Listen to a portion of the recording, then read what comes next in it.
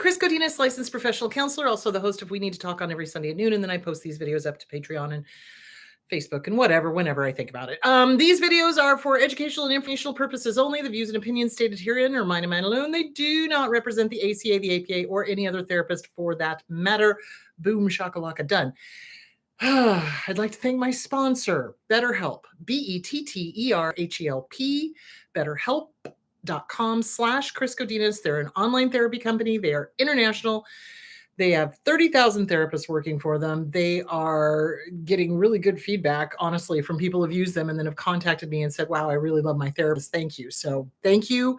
BetterHelp.com/Chris Godinez. Okay. So, today's current event is going to be a bit triggering. So if you don't want to be triggered, you probably shouldn't listen for the next 5 minutes or so. Okay, it deals with abuse. So Elon Musk came out and said that Western society's greatest downfall is empathy. Empathy is what separates us from GD psychopaths, okay? Psychopaths have no empathy. They literally cannot put themselves in another person's or another living being's situation in order to help them or not harm them or anything else. If we did not have empathy, and what I find funny is now he's crying, going, why does everybody hate me? Why are you saying such horrible things? Really? So if we did not have empathy, we would probably be psychopaths. We would. Dark triads have no empathy. Let's look at the commonality here. Dark triads have no empathy. Psychopaths have no empathy. Malignant narcissists have no empathy. Malignant borderlines, the ones that are all the way down at the end of the spectrum, have no empathy. The common thread here is that the cluster B personality disorders that do the most damage to their targets have no empathy. Empathy is what keeps, it is the grease that keeps society running. So Darwin pointed out that empathy was civilization's greatest thing. And Darwin's not the only one. I beg you to look at the teachings of Jesus Christ as well, because I can guarantee you that Jesus was not walking around with no empathy. Don't get me started. Too late. Anyway, I want to show you what happens, and I'm sure those of us who have been abused understand it, when there is no empathy. All right, let me get my glasses on because I can't see a GD thing without my glasses here. Okay. All right. Hold, please, while I find this. All right. Last year, in August 10th of 2024, woman and her boyfriend charged in unfathomable abuse and death of a 6-year-old. This was in Michigan. This was in Oakland County, Michigan. They stapled him to the wall, and his biggest boo-boo, or his biggest, what they said was he was being defined as he looked out a window. He was 6. He was 6. They stapled him to a wall, shot him with BBs, and then slapped him and punched him until he had internal organ damage and died. That's what no empathy gets you. Okay? That's number 1. Okay? Number 2, woman in Orlando, Florida, this last week, drowns her dog in an airport toilet after being denied boarding because she didn't have the right goddamn paperwork. It's not that hard to get the right paperwork. Seriously. So instead of delaying her flight, and this is on the AP, this was, what date was this? This was, where's the date? March 21st. Instead of delaying her flight or taking another flight, or maybe, I don't know, finding a rescue or finding someplace that could take the dog or a friend that could take the dog, she killed her 9-year-old schnauzer in a toilet, drowned the dog in the toilet. Do you know how terrified that dog was? That's no empathy. That's psychopathic. That's crazy. That's cruel. That's sadistic. Both of those cases are sadistic. Those people enjoyed harming, hurting, scaring, Terrified. They like the fear. They like the fear. They like the power. And I'll tell you something, only cowardly pieces of do things like that to small children and dogs. Oh, there's another case. Oh, let me show you. Let me show you what a lack of empathy does. In Waterbury, Connecticut, this is on CNN. This was recently also this week. A stepmother, a lovely stepmother, decided to keep her stepson, who's now 32 years old, prisoner since he was age 12. She took him out of school. The father passed away. The stepmom kept him as a slave, basically. He did all the chores. He did everything around the house. He finally set a fire in order to be rescued. His school knew there was something wrong.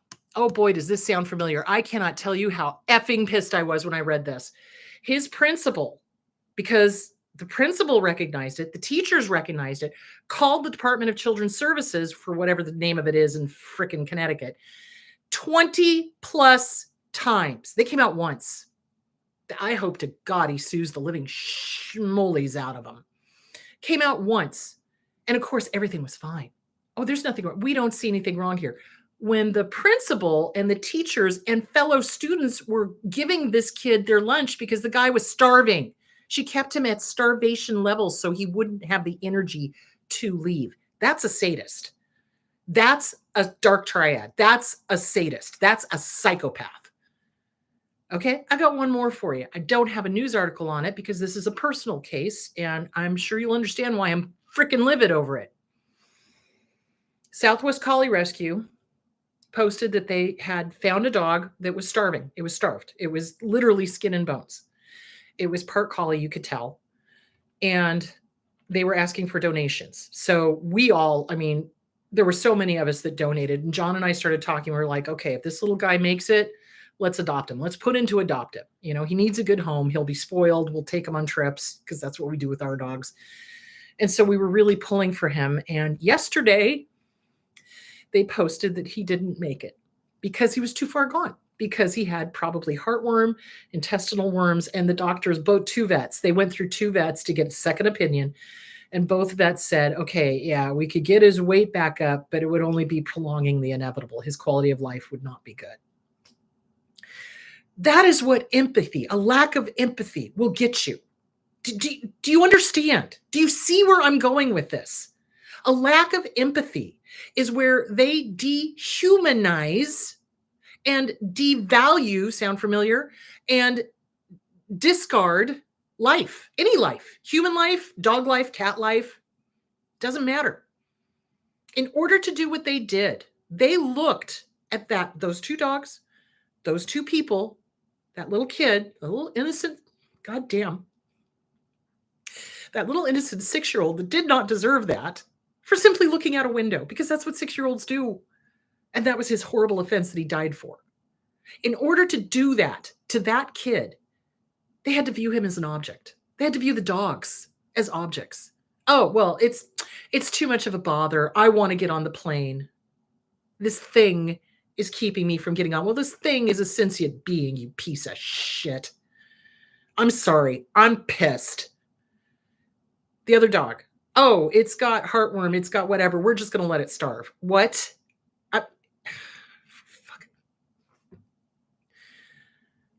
Oh, I hate my stepson, so I'm going to keep him as a prisoner for 20 years. That is what a lack of empathy will get you. And it's terrifying to me that somebody is so involved in our government is saying that empathy needs to be gotten rid of.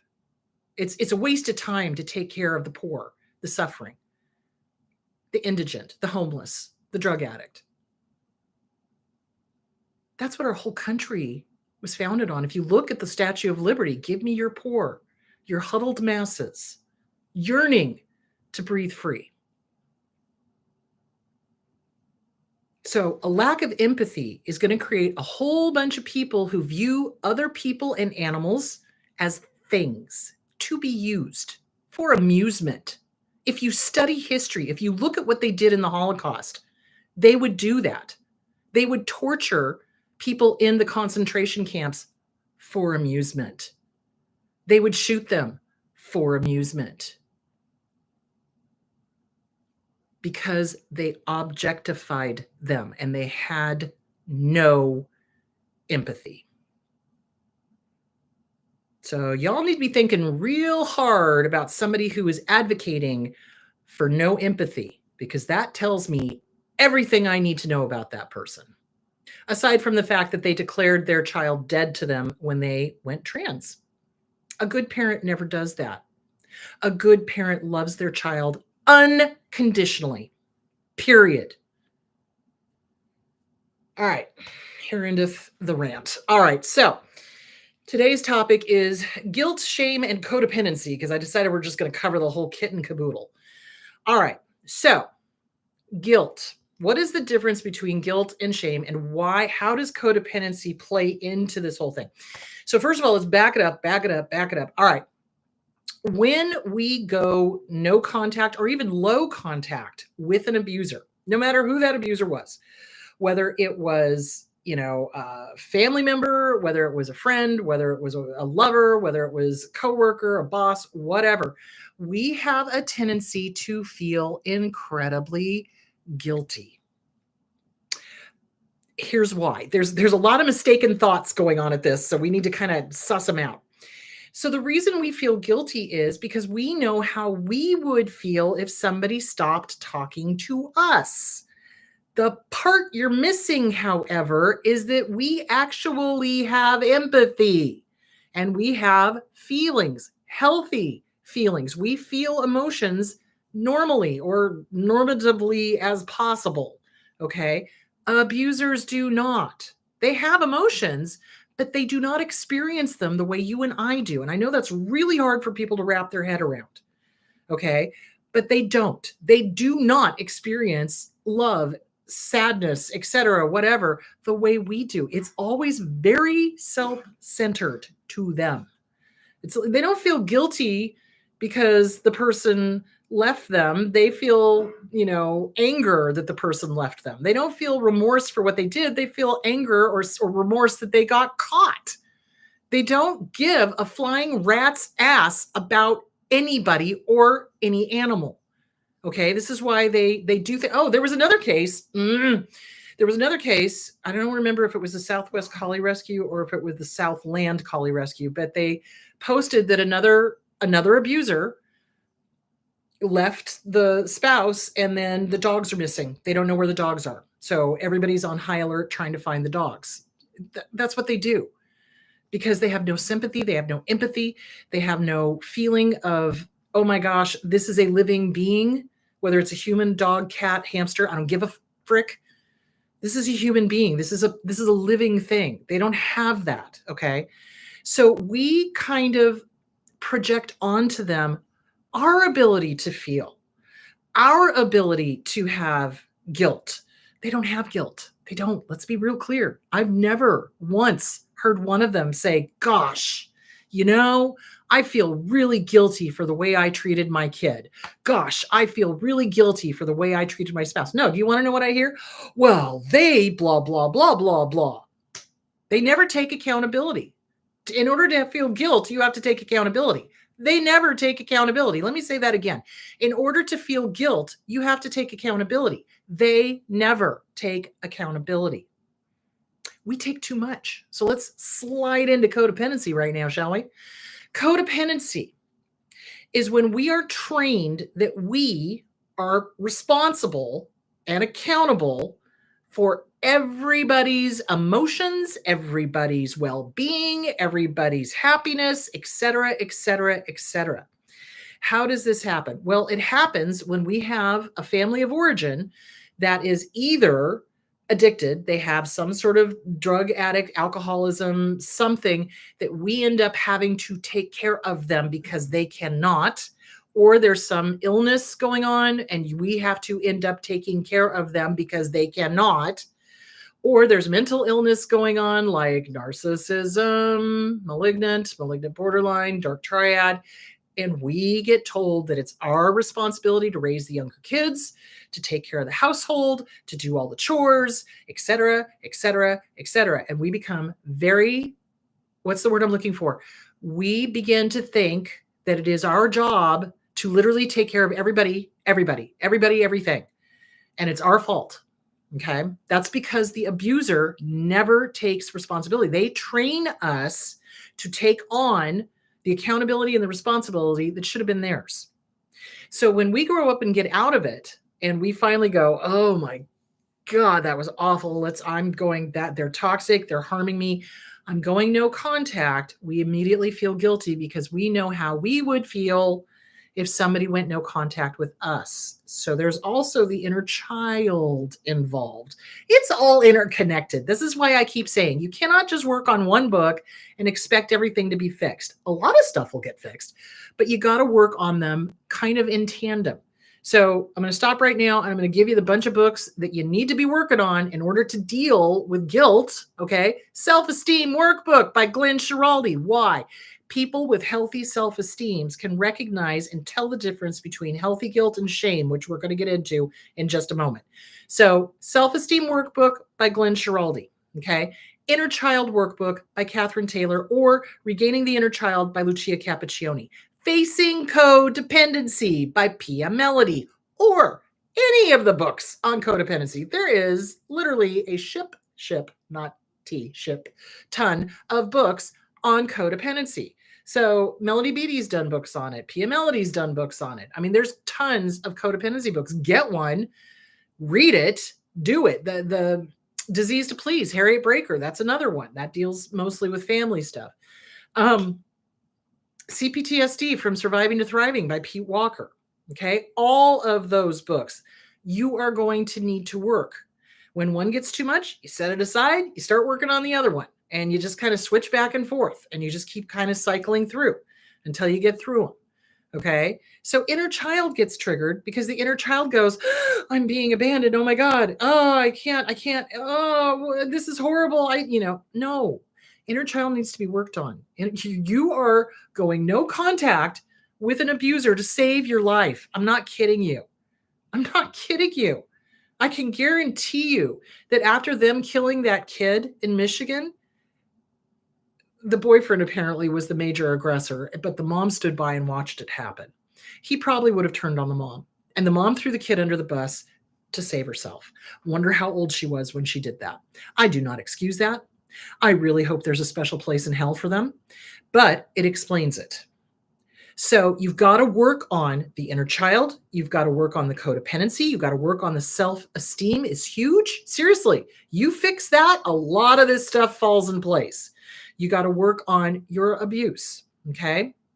All of those play into this. So we feel guilty because we project onto them how we would feel if somebody stopped talking to us. Now let's explain the difference between guilt and shame. I did a little bit of this yesterday on Instagram, but I want to go a little further. So there is a big, huge difference between guilt and shame. Believe it or not, guilt in tiny little doses that is healthy can actually help us. So let me give you an example. Guilt lets us know when we have behaved wrongly. Okay. So we say something, we hurt somebody's feelings. Okay. We you do something that we shouldn't have done. Right. And we know we shouldn't have done it. And as soon as we've done it, we're like, crap, I did that. I need to fix it. So that's guilt. Okay. That's telling us, hey, we did wrong. We need to fix it. Okay. And then we fix it and then we forgive ourselves and we move on. That's healthy guilt. Okay. Because we're fixing the behavior. Okay. Shame is what our abusive parents or family of origin taught us. Shame confuses the behavior and the person. So in other words, when an abuser is screaming at us, it's not you did wrong, it's you are wrong. Do you see the difference? So like when a kid makes a mistake, you don't sit there and rub their nose in it, but I'll be damned if abusers don't do that crap. You're bad, you're wrong, you did this, you're awful. And then the kid starts believing they're awful. You tell a kid they're stupid often enough, and they're going to start freaking acting like it. You tell a kid that they're bad often enough, and they're going to start acting it because that's what you've told them. That's what they think you expect of them. Oh, I'm so on fire today. It's not even funny. Anyway, the point being is Shame is when the kid or you or whoever is wrong. You are wrong. You are bad. You are this. You are that. As opposed to, hey, your behavior was not stellar.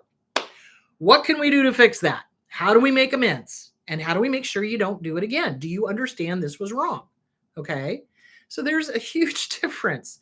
So when we grow up, we get saddled with a ton of shame. We are just shame-filled little jelly donuts. There I go with the donuts again. John, we're gonna have to go to Krispy Kreme or something. Um, sorry. We are just shame filled. They fill us with shame because that's their shame. You've got to understand they're filled with hatred and they're filled with rage and they're filled with shame. And they just want to shove all of that into anyone around them because they're trying to alleviate themselves. What they do not understand is it's not going to work. They're still going to feel like doo doo. And then they're going to make everybody around them feel like doo doo because, well, they're a-holes. Anyway, the point being is dang it, I forgot to turn off the sound. Oh, okay. They fill us with shame. And so whenever we make a simple mistake, how many of us literally damn ourselves? How many of us literally, mea culpa, mea maxima culpa, I'm a horrible person, I deserve to be punished. Oh my God, I've heard that so many times from people. I deserve to be punished. No, you don't. No, you don't. Stop being your own judge, jury, and executioner. Give yourself some slack. I mean, yes, own up to whatever you did wrong for sure. And believe me, when I put my foot in it, I know it. And I go, oh, okay, I put my foot in it. I hurt that person's feelings or I said the wrong thing. Let me fix it. Let me make amends and take responsibility, not putting it off on them. Because, okay, classic narcissistic, apology is you made me. You made me, I'm sorry you feel that way, and then flipping the script and somehow going off on a word salad tangent and never taking responsibility. So for us, it's a matter of getting rid of the shame, acknowledging it. It's like, whoa, that shame got really triggered when I did this wrong thing. Okay, well, it's okay to have a little bit of guilt, but it's not okay to sit here and beat myself up. Thank you, Shane, for your input. Shut the bleep up, go pound sand. And you send it on its way. Then you figure out, okay, I did wrong. I did a wrong action. What do I need to do to make amends? Okay, I need to call the person. I need to call the person and I need to apologize sincerely. Hello, I hurt your feelings. I am mortified. I am so sorry. What do you need for me to make amends to you? How can I fix this? And sometimes they'll say, screw you, there's no way to fix it. Okay, but if you ever think of a way for me to fix it, let me know. And then you walk away. Because you've already apologized. I own it. I did it and I hurt your feelings and I am sorry. Like to the core, I am sorry. What can I do? How can I fix this? How can we make amends? How can I make amends to you? How can I fix this? And if they basically tell you to go pound sand, you go. If they go, well, okay, the apology goes a long way. I need to see changed behavior. Then you make sure, and you do this anyway, you make sure that behavior never freaking happens ever again. That's a true apology. If the behavior happens again, guess what? You're not sorry. So if you apologize, make sure the behavior never happens again. There that is. So guilt, shame, and codependency intertwined because we learned them from our abusive family of origin.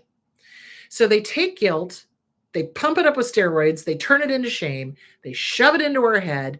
And then from that point on, anything we do is shame filled. Any mistake we make, oh my God, we are so mean to ourselves. Instead of, oops, I made a mistake, it's catastrophic. We go into panic attacks when we make mistakes. We beat ourselves up when we make mistakes. We make sure to punish ourselves if we make mistakes, if we're not getting help. Do you see where I'm going with that? So this is why shame is toxic. Shame is deadly. Shame is an abuse manipulation.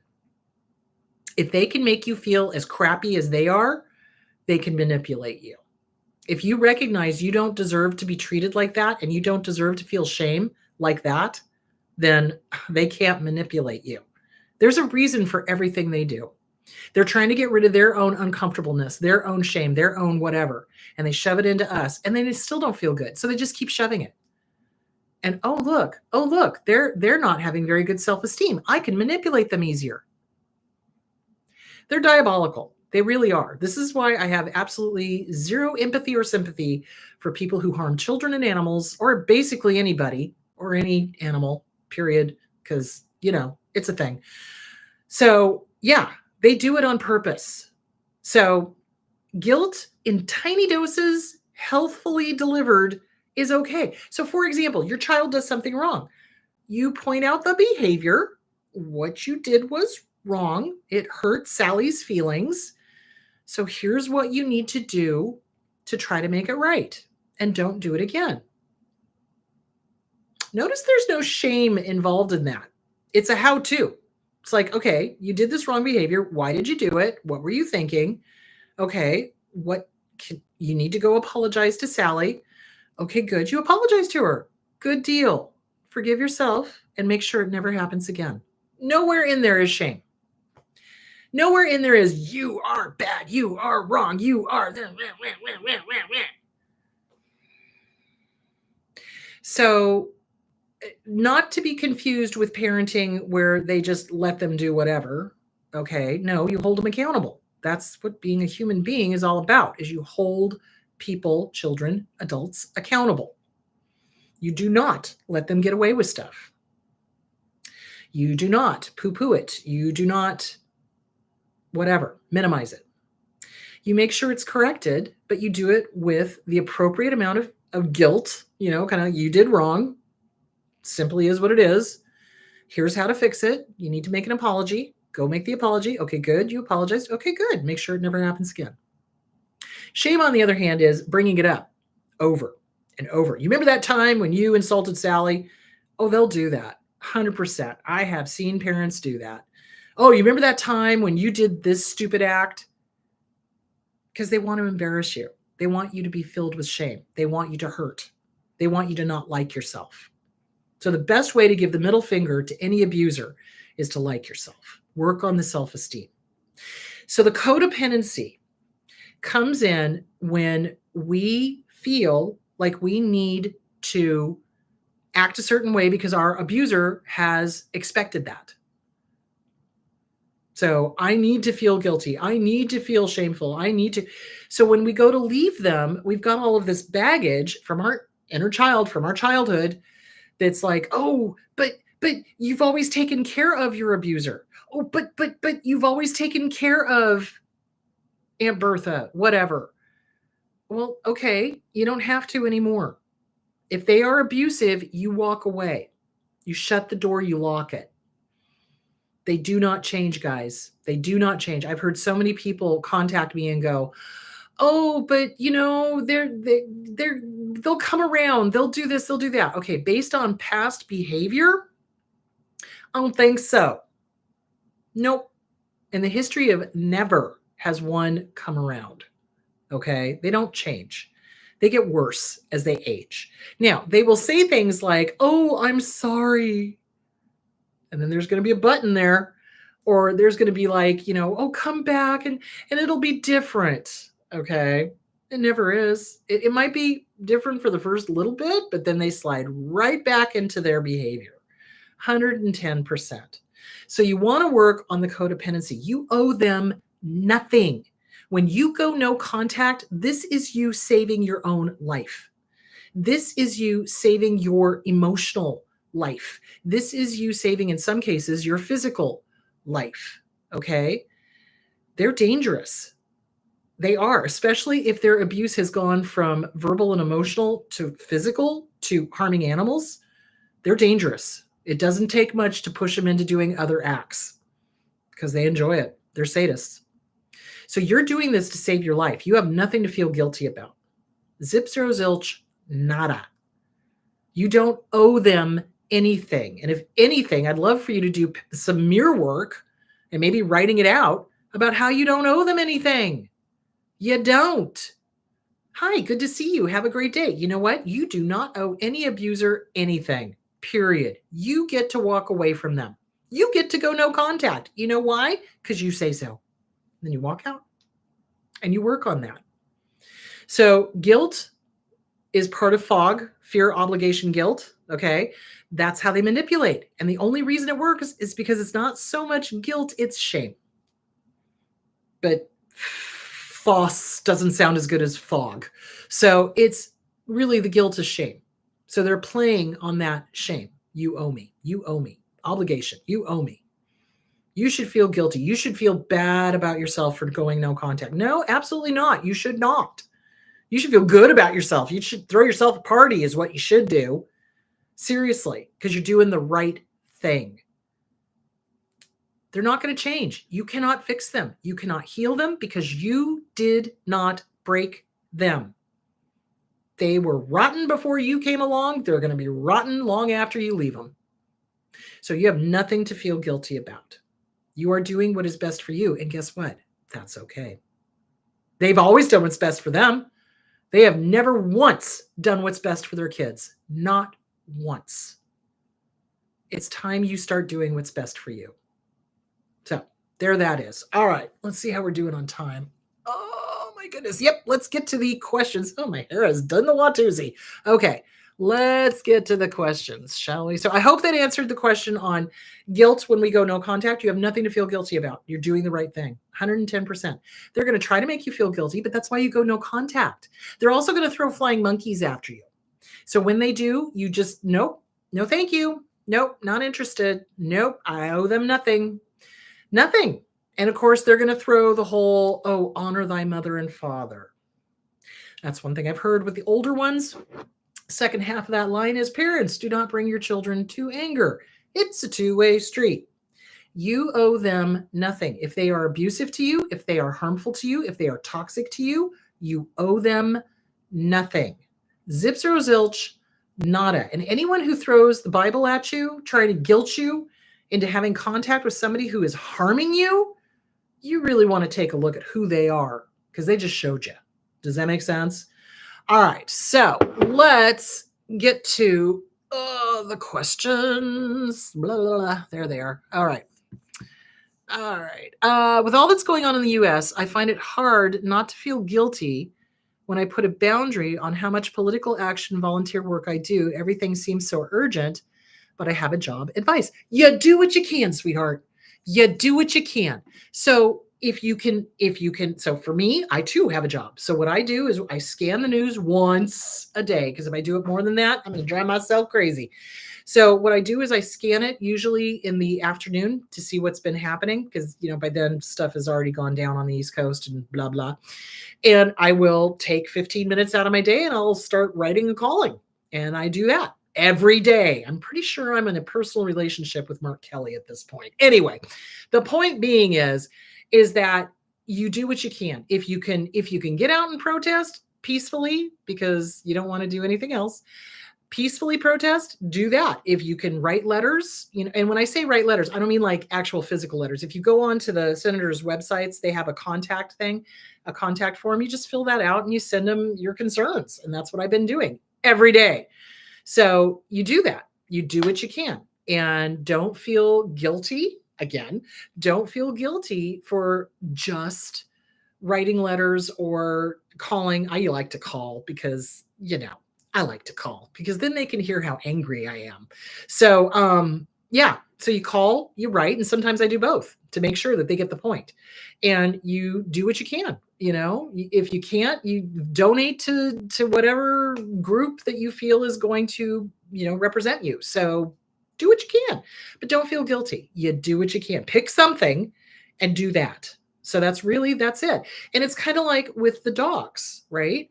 So John and I already have 2 dogs. And after this incident with this dog that was starved to death in Phoenix, I told John, I said, in the wintertime, I think I'll be ready to start fostering, because I'm so afraid I'm going to be a foster fail. I still may be a foster fail, but I think it's important because as the economy tanks, the last time the economy tanked, dogs were just, turned loose. That's how we got Scotty.